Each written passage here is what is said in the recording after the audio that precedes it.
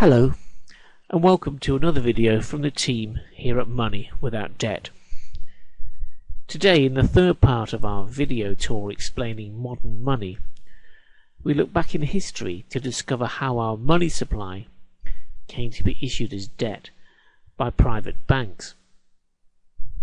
Two major changes need discussing here. The first is the establishment of the misleadingly named Bank of England in 1694, the creation of which set the model for central banks all over the world. Back in 1690, William III, the then King of England, needed money to rebuild his navy shattered in defeats to France, culminating in the defeat at Beachy Head. In the 1690s, money was still backed by gold that the king didn't have and couldn't raise through taxes, so he turned to some of the wealthiest people in England for a loan. In return, they demanded an extraordinary price. They were to become the issuer of the nation's money supply and be allowed to loan it back with interest to the government and private borrowers. In exchange for £1.2 million in gold bullion, the king's creditors formed the Governor and the Company of the Bank of England. This private company became the nation's bankers and had freedom to issue and loan banknotes free of charge in pursuit of their own profit. If you're thinking that it's pretty stupid for a sovereign nation to meekly hand over the right to create its own money to a private company, you're right, it is amazingly stupid. What's worse is that the formation of the Bank of England became the model for central banks all over the world, setting the precedent that money cannot be created by a government in the national interest, but must be borrowed from a private third party. When you consider that modern money is simply digits in a computer system, backed by nothing at all, the logic of affording a private cartel of banks a monopoly over a nation's money supply is even more bizarre, and yet that is the unquestioned reality of sovereign finance today. The Bank of England is now wholly owned by the Treasury, but to this day is forbidden from loaning money directly to the government that owns it, obliging the current UK government, like governments all over the world, to borrow their own currency from the international money markets. The current sovereign debt crisis that is stalking Europe, with catastrophic consequences, is a paper tiger that could be confronted easily. Vested interest and a historical accident are all that created the current system of so-called central banks. No sovereign nation needs to borrow its own money supply from a private bank. It is the people of a nation, through their hard work and enterprise, that create its wealth. They shouldn't have to hand over crippling debt repayments just to have a means of exchange. A basic public utility like money could be issued free of charge by any government. Then there would be no need for money changers, bank bailouts or austerity. As extraordinary as the travesty of central banks is, what happened to the money supply for private individuals like you and I is even more unfair and bizarre. We have seen in the previous two videos how a cartel of private banks in the UK gets to issue the money that we spend in the economy as bank credit. The numbers you see in your account are just numbers. They are not backed with gold, banknotes, coins or anything else. They are an accounting entry created when banks make loans. But how did this come about? How do we end up using this checkbook money for almost everything we buy? Well, to understand that, we must look back in history again, to when money was backed by a precious metal like gold or silver, to the days of gold and silversmiths. Let's picture the story of a goldsmith, for modern banking was founded by them. Paul Grignon's Money as Debt video, which you can watch in full on YouTube, has provided us with some of the images for this tale. When people use gold and silver coins as a means of exchange, Gold and silversmiths were at the heart of the monetary system. They were artisans who created coins of standard size, weight and purity as part of their trade. Goldsmiths were to become the world's first bankers, but to begin with they made a living in 3 ways. They worked with the precious metals as you would expect. They rented space in their vaults for people to store gold and silver. When people deposited gold, the goldsmith would issue them with a receipt. Some goldsmiths also offered loans of their own gold, for which they charged interest. Now after a while, the goldsmith in our story noticed something. People rarely seemed to be collecting their gold back from the goldsmith's vault. What was going on? Well, people had started to use the receipts issued by the goldsmith as money. They were much lighter and easier to carry around than gold coins, and were backed by the gold held in the vault. The popularity of this new paper money grew and grew, and when the goldsmith was making loans of his gold, people started asking for a receipt instead of the actual gold. This gave the goldsmith an idea. As people now rarely came to take out their gold, he could now loan out paper money against his depositors' gold. As long as the loan was repaid, his depositors would need never know, and he could pocket a lot more interest if the loans were made against their gold in addition to his own.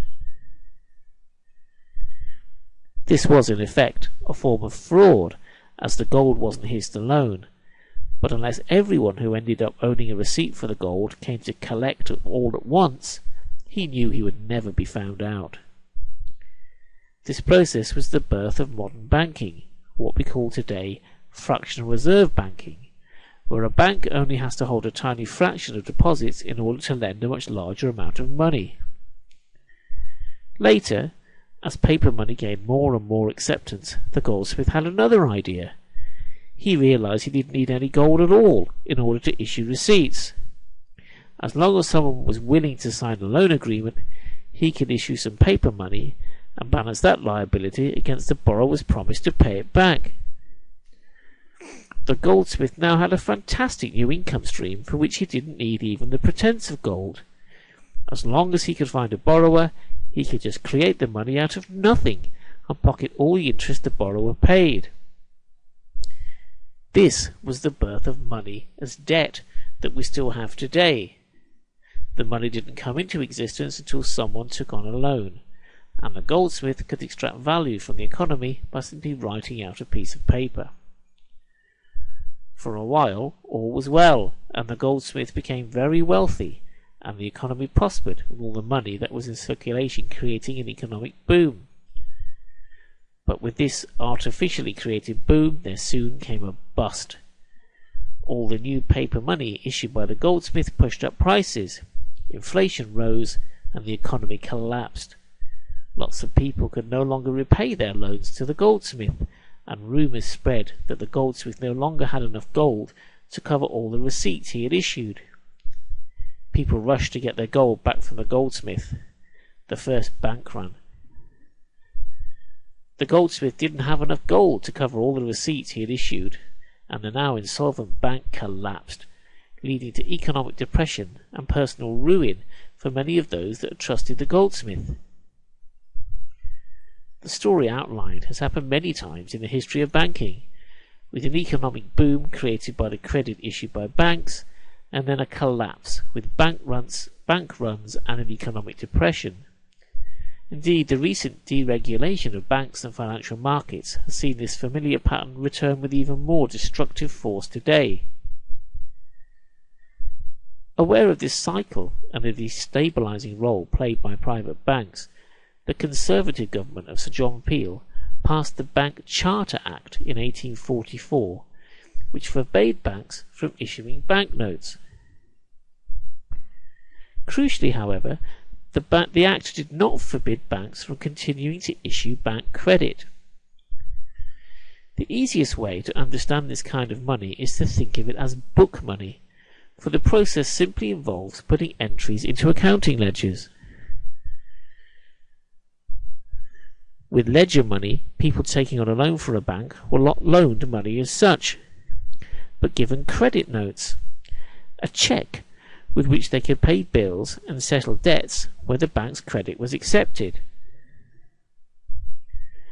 At that time, after many banking collapses, people were wary of bank credit, and the acceptance of this chequebook money was limited, which explains why Sir John Peel's government felt no need to regulate it. Now, the loans entered in bank ledger books didn't legally represent new money as such. The banks were now forbidden from creating that, and they still are. But as long as any credit noted in the ledger was now matched by a corresponding debt, then legally no new money had been created, although in practice the borrower could, where bank credit was accepted, spend this debt money just as easily as notes and coins. Now, if we fast forward a bit to 1946, an astonishing change had gradually occurred. Government issued notes and coins now only made up 46% of the money supply. The rest was chequebook money, ledger money, created out of thin air when banks extended loans. If we fast forward again to the present day, the gradual takeover by chequebook money is almost complete.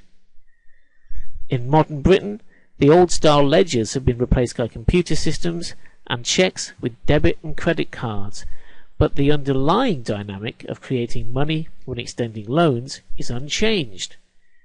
Today, money created via a bank loan makes up 97% of all financial transactions.